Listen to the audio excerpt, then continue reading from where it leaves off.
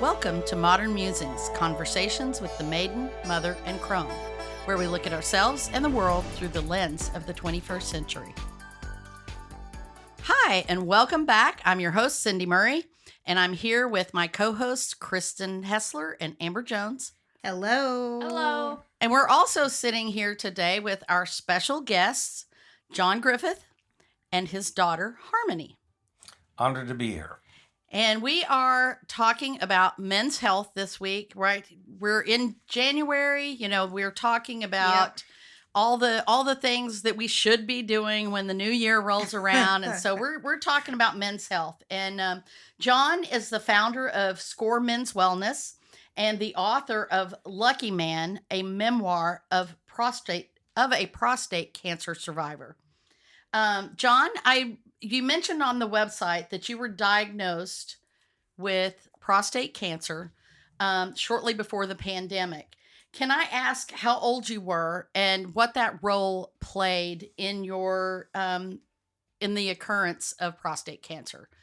Yes. So I was in my 50s, late 50s. Mm-hmm. It was August 29th, 2019. I remember it, perfectly. Yeah, it's something you never forget, Never right? forget, Yeah. right? You're a survivor too, and unfortunately your husband fell to it. This is an emotional conversation, so I understand. Um, Yes. anyway, men are excellent at performance health. Okay. Right. Testosterone, bedroom, muscle, Right. those Yeah. things. But we are really bad at preventive health. Mm-hmm. And I was on the quest for testosterone therapy. During that initial treatment or initial evaluation, there was a lab test run called a PSA, Okay. which measures a protein released from the prostate. And mine was super high. And so I was denied treatment until I got cleared by a urologist, Mm-hmm. And I had never been to that kind of doctor, right? Right. A lot of men have it. No, Yes. I mean, couldn't even tell you what the prostate function was. Right. You probably Same. can't, I right? don't know. And in fact, after this experience, I asked 10 people in a row, males, friends of mine, and none of them knew. All they knew was where it was. Right. Right. And that was enough to make us run the other way. Right. And so I went to a urologist to get cleared. And he said, basically, I need to do a biopsy. Right. And he did. And then I kept waiting to hear back from him. And he wanted me to come in. I was like, let's just move on. He said, no, you really need to come in. And I did. And I had cancer in 3 of the 4 quadrants of my prostate. Wow. Okay. A lot. And so that was just a total shock to me. It was, It is an asymptomatic disease to a point. Is that correct? well, I had no symptoms Right. at all. There was nothing about me that, a lot of people may have difficulty with urination or something, Right. but I had no symptoms, Mhm. right? None. And maybe breast cancer is the same way, right? Often it is. Yeah. But the only way I found it was through this experience, Mhm. and it was a shock. It was a shock for me. I didn't tell anybody except my wife. I didn't tell my daughter here. I've got 3 daughters. She's my youngest. I didn't tell anybody except my wife, because I couldn't handle any negative, Yeah. Yeah. energy. But, it was really advanced, and I was really fortunate, Yeah.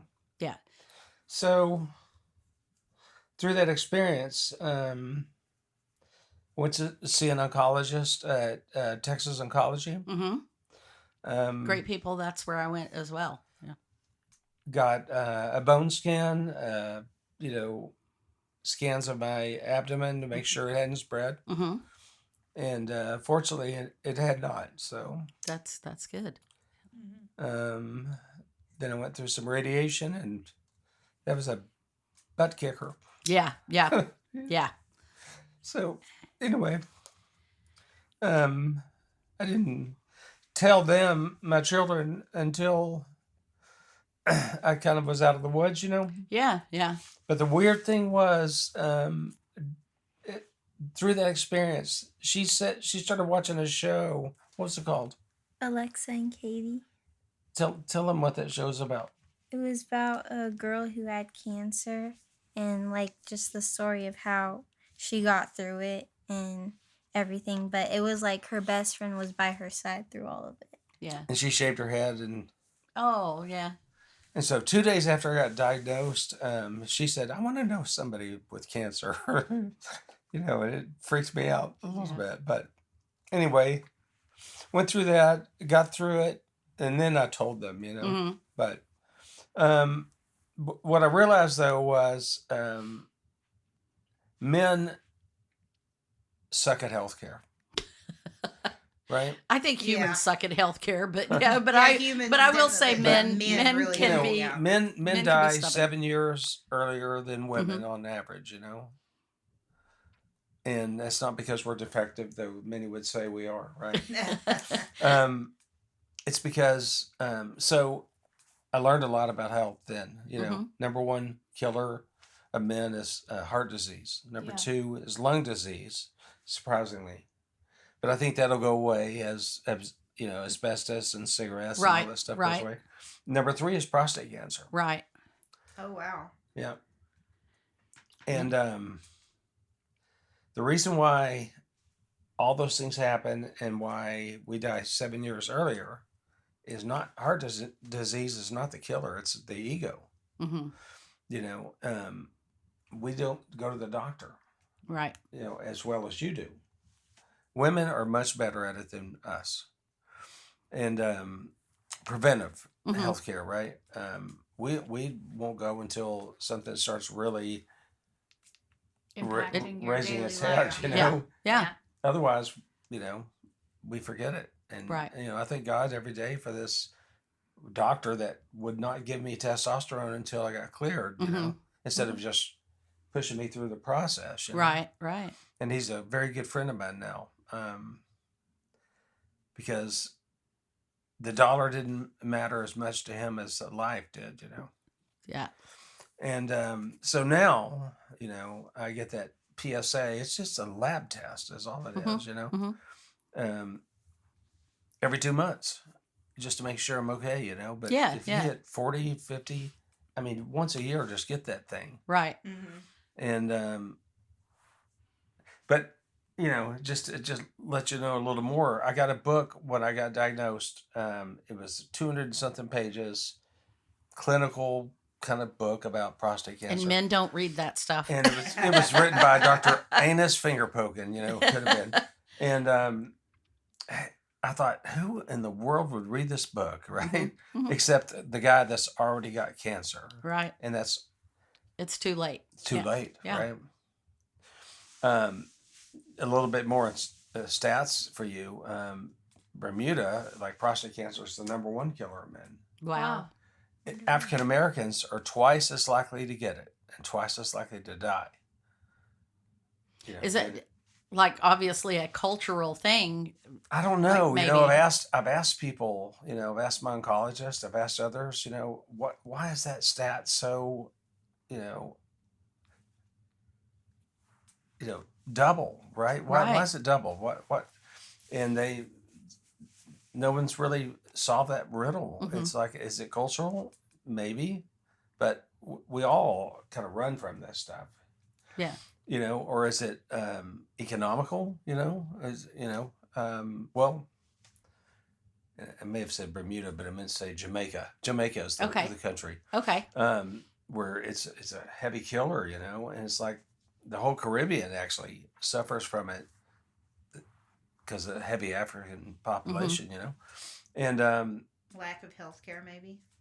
Maybe, or I don't know. Jobs It that could be provide genetic too. healthcare. It could be genetic, but regardless, it's a reality. Yeah. Double the likelihood to get it, and double the possibility to die from it, from any other race.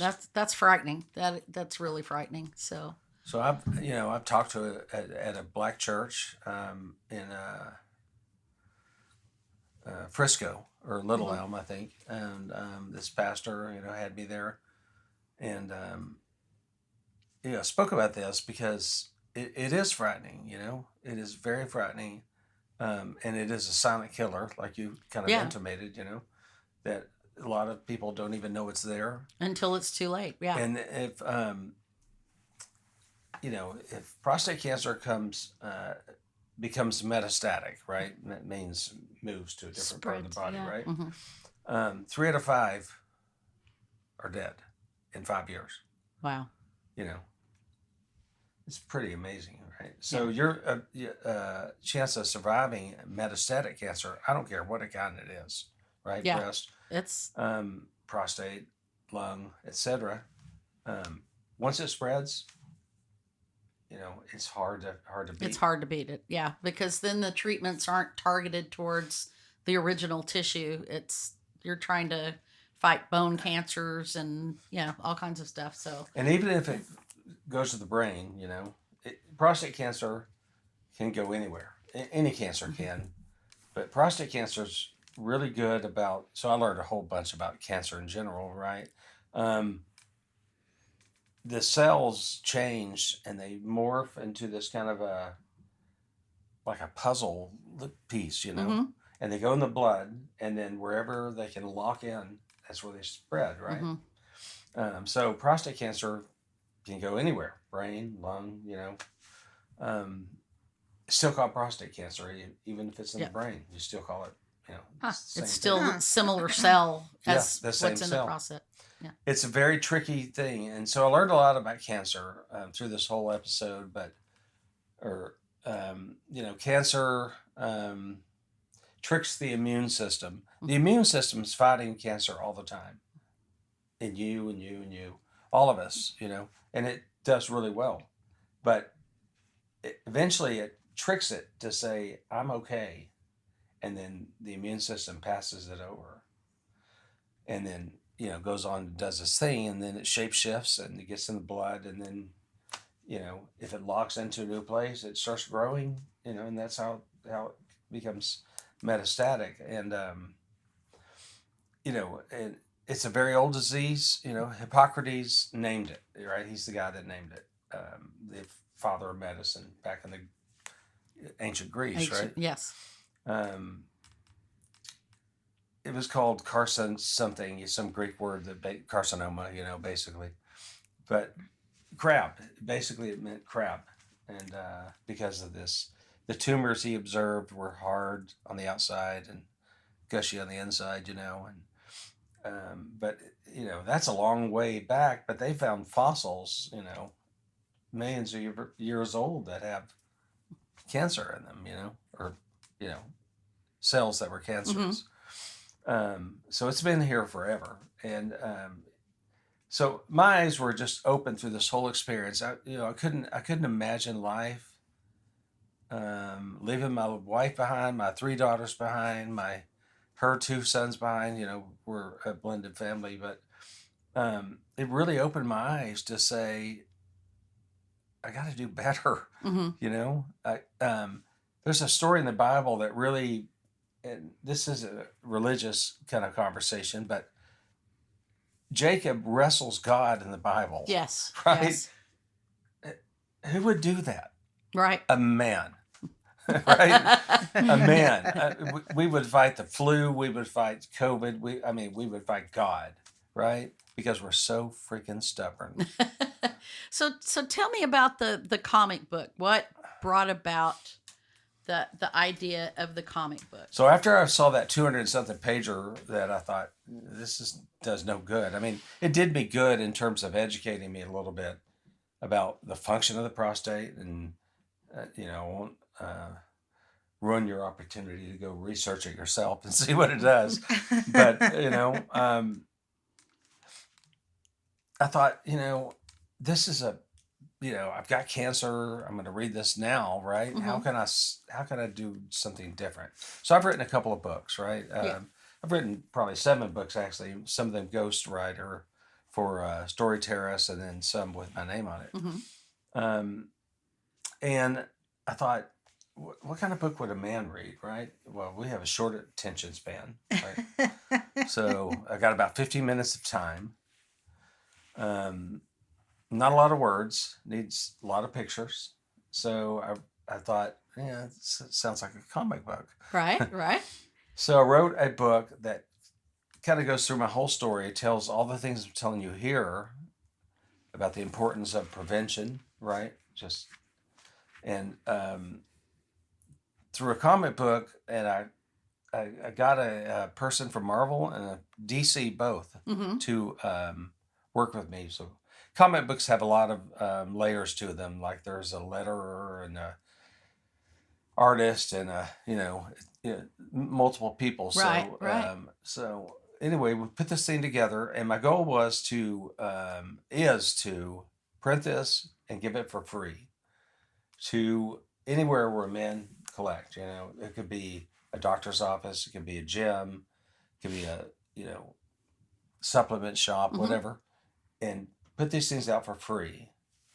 And a man, if I get 15 minutes of his time, and if he's looking at Sheeple or People or whatever that magazine is, or this book, he's going to pick this one up, right? Because it's really well done. Right. And It's a It beautiful. is it's very, well. love the illustrated. artwork on Yeah. it. Yeah. Love it. and the story's engaging, Yeah. Yes, And- definitely. and it really captures what the thing about the comic book format is it's not real. It just captures what the person thinks is real, Mhm. right? Mm-hmm. So you see me, my first prostate exam ever, aliens. The aliens. Yes, I Yeah. love the aliens. Mhm. Right? Alien, anal kind of, penetration. Probe, It just yes. makes you, Yeah. that's what a man thinks. That's Yeah. what I think. That's why That's we what don't I do think it. too. Right? Yeah, like Yeah. I don't even want to do like a colonoscopy or Oh even no, like yeah. same. I mean, like the fear of like what's gonna happen in that appointment, like in a mammogram, is the same thing. I'm Yeah. like, Right. The And whole- a lot of it is Yeah. exactly that So fear. true. It's just what we imagine. yeah, Um, and that's what keeps us from doing what we need to do. Right. But that whole book really portrays what goes through a man's mind. I'm told I have to have a bone scan. Well, here I'm a little skeleton sitting in a cave with these necromancers reading my future. Right. Well, it's not a big deal. Yeah. Even the colonoscopy is not a big deal. Yeah. I've had Yeah. 2 now, and Michael Jackson was onto something because I go to sleep and I wake up and I'm done. And it's over. I know. Right. Yeah. Yep. It's just Um, the fear of walking in there. It's and- what we think it's going to be. So that book, that little comic book, has got all that imagination in it. What a man thinks is going to be like this giant hand, right?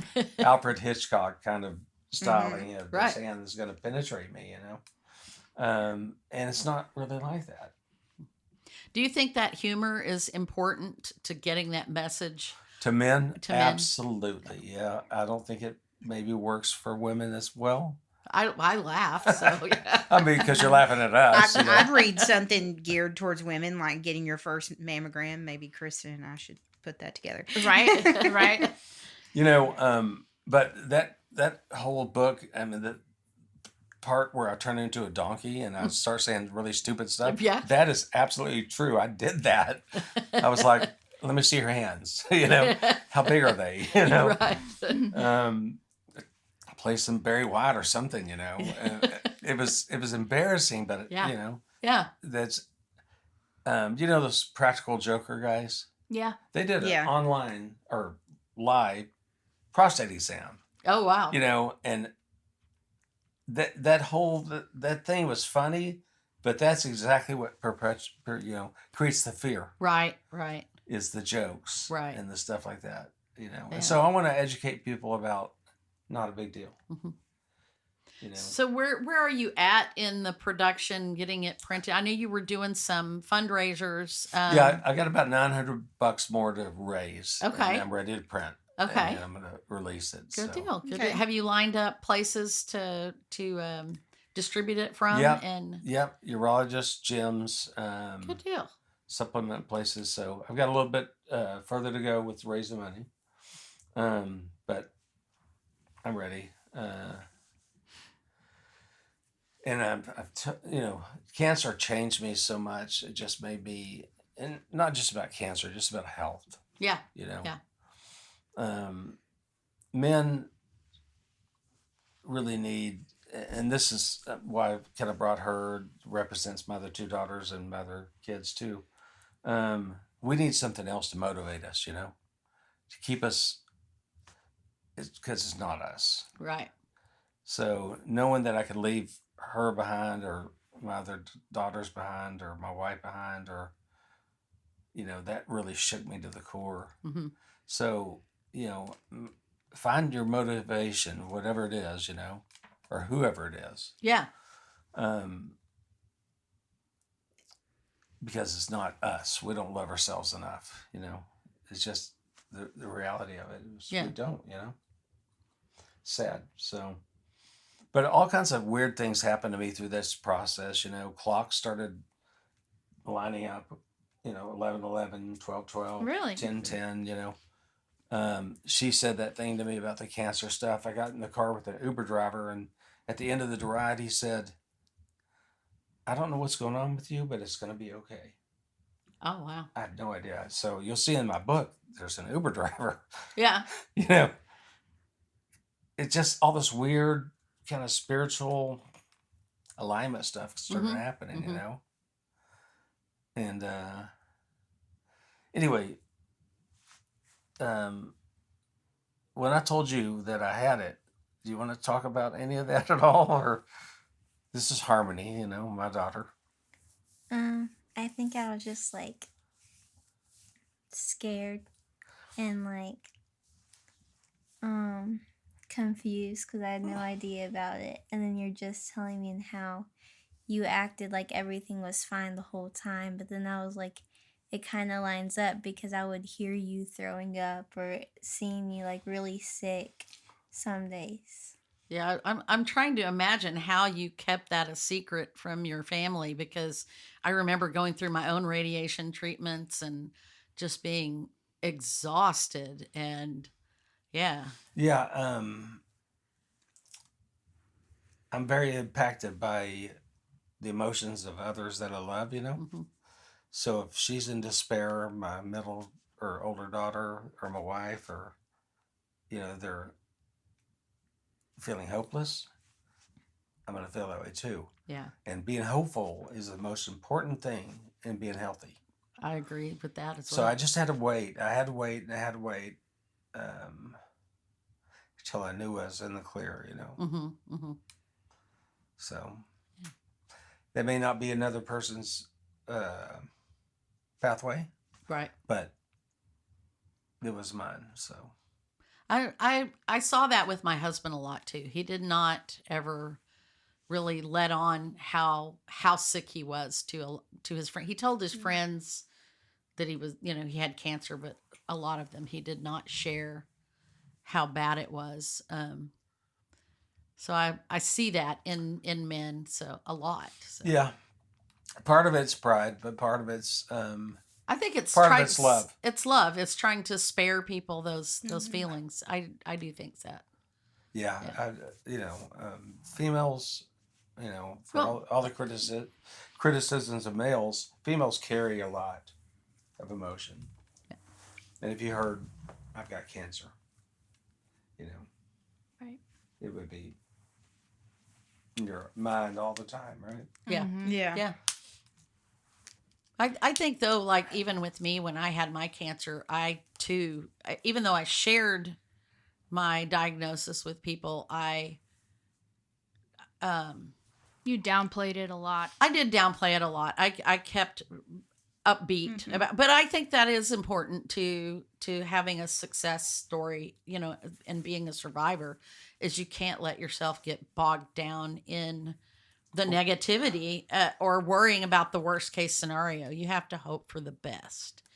And that was what I did. And I did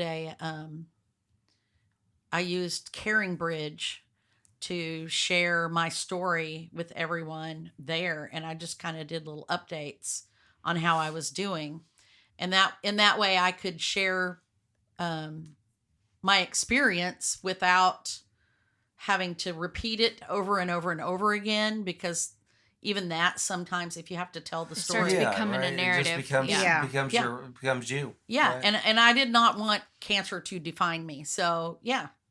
And I've sorry, I get a little choked up too. Yeah. I'm sitting I, there with my eyes watering. Yeah. So. I worked with the Susan G. Komen, breast cancer fundraising for years before I was diagnosed. And it, people would come up to me and say, "That is so weird that's so ironic." And I'm like, it's not that ironic when you know how common it is. Yeah.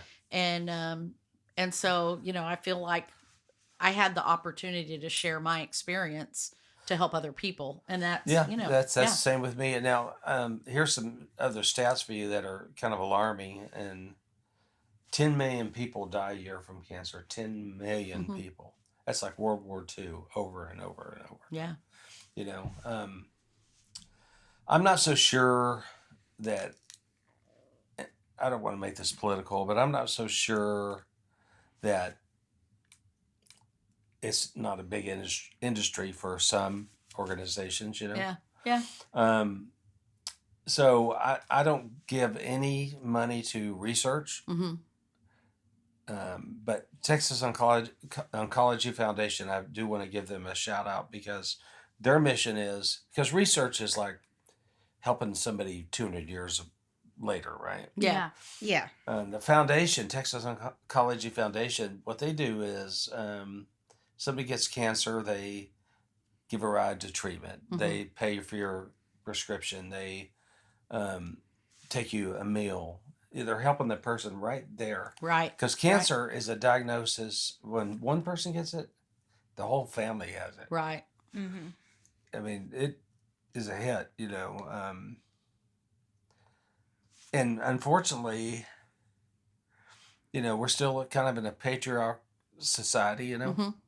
and so the male is wiped out for a while, and can't work, Right. Yeah. and so it goes on the female, or whomever, to help, Mhm. So this foundation does their best to try to ease that a little bit, That's good. That's good. Yeah. and so I really like that kind of mission more than I like research. Mm-hmm. Yeah, honestly, I think they probably know how to fix it. But, yeah, and that may be, and there are people who speculate that they do, Right. but they can't make enough money on it. Yeah, Yeah. I mean, it's like oil, right? Yeah. It's like you make a car run in water. Right. A lot of people are going But to go. we're gonna still lobby Yeah. for the oil. So it's it's business, unfortunately. Yeah. I'm not saying it started out that way, but I think it's become that way. Mm-hmm. But anyway, so I went from knowing nothing to knowing a whole lot, about prostates, cancer, how many people die of it. I mean, 10 million is a big freaking number. That's huge. African Americans, or Africans, no matter what, the rate that they die, kids, it's just, it has no target. It's like a shotgun. Mm-hmm. And whoever's in the line of fire, Right. it's going to get hit. So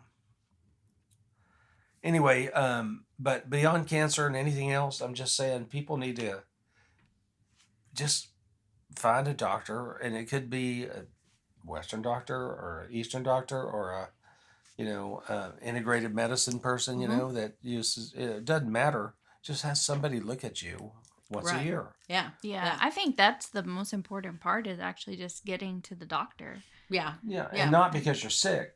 Right. Right. You need it's- that wellness Get check. because that it's time. preventative. It's Yeah. like changing the oil in your car, right? Right. Yeah. Have them look at you, even if you feel great. You know, like I say, I felt great, and this lab test told me otherwise. But there was nothing that told me. There's a lot of silent things out there. So, yeah, just once a year, just make it a point to get in front of somebody that's advanced and can tell you something about it. You know. Yeah. Yeah. And that's what people don't do. We tend to only go when we're feeling something bad. You know, and I work in the dental industry, so I can attest that most of the patients only come in because something's wrong. This hurts. Yep. Yeah. Yeah. Yeah. Waiting until it's too late. Yeah. Yeah. That's true. So, so motivation wise, you know, I've learned how to be motivated by the people that I love. So what can your family members of a man do to encourage them? You're right. I mean, that needs to be the thing, you know, to take care of yourself. So she's asking you a question, I think, here is like, you know, you want your dad to stay around, right? So what can you do to encourage me to be better about my health? Whether it's exercise or, I mean, I mean, if you saw me hurting and sitting and, you know, doing nothing all day and just, you know, kind of, are you motivated to for me to be around, right? Because that's important. Mm-hmm. So as a kid, if you saw me kind of not giving a crap about me, right, my health or whatever, what would you do? Tell you to go to the doctor. Right? Or maybe go walking with me, or we've talked about that. Mm-hmm. Exercising together, or taking walks, or we used to ride bikes until you crashed. But there's great power in that. The people you love. Yeah. I mean, that matters maybe more than anything else. Is say, hey, Dad, let's take a walk. You know. Do you agree? Yeah. You can't do that now because of your knee, but anyway. Is that how the bike, was that how the knee got injured? No. She got injured running around a trail. It's kind Oh. of similar, but yeah. Her knee popped out, and once it pops out, it just seems to pop out again and again and again. Goodness. I So, understand. we I tried deal physical- with that. We tried physical therapy, and then just said surgery is the only way to fix it. So, Yeah. Yeah. so you love it, right? So, Harmony, do you want to say anything just to kind of sum this up? I mean, I think the core message is, you know, just get in front of the doctor, not when you're sick, but Yep. when you're well, once a year, just put in your schedule, you know. They know the tests that need to be done, like the PSA is the prostate thing, you know, and as you get older, there are other things to do, and for men and women both. But just get there in front of them, you know. Yeah. And do you want to say any final words about how important it is that your parents stay around? Because it is important, you know. I've lost both my parents now. Mm-hmm. What do you want to say? Final words. I'm going to put you on the spot. That I'm glad you're still around. That's good. That's all you need to say. That's powerful. There you That's go. powerful right there. Yeah.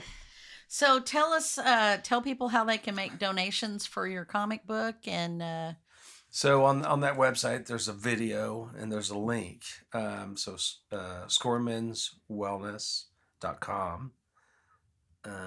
There's a link there that you can, you know, get $5, $10, $50, whatever. and you need $900 more. $900 more. All right, we can do Yeah. this. We can do this, right? Yeah. Yeah, our listeners, y'all donate. We will link this to our Heard It on the Podcast blog. Yeah. And I appreciate it very much because, you know, men are stupid. We need some help. And so putting this book in the... Oh, and the other thing I do is, you talked about Susan Komen, right? Yes, yes. October, everybody wears pink, right? Mm-hmm. Everybody knows the reason why, right? Two Right. reasons, right? These right here. September's Prostate Cancer Awareness Okay. Month. Nobody knows that. Right, right. So I want to change that too. So I've part of what I'm doing is launching games in the month of September. I was going to ask you about Yep. that because I knew you did that last year. Yep. Did you do one this year as well? Not yet. I'm Okay. gonna move it to Men's Health Awareness Month, which is coming up Okay. after the first of the year. But basically, the tagline of Score Men's Wellness is Mind, Body, Balls, Mm-hmm. right? And the balls is actually a double entendre for games that require Mhm. balls to play, right? Yeah. And like Susan Komen does 5K runs and things like Mhm. that or whatever. I'm gonna do ball games like golf games and Oh, bowling yeah, like a games. golfing tournament and then or have, something. That'll be fun. awareness That'll be good. raised during those events. Good deal. And so, breast cancer is pink, prostate cancer is kind of a sky blue. Okay. Okay. So hopefully someday I'll have people wearing blue tennis shoes.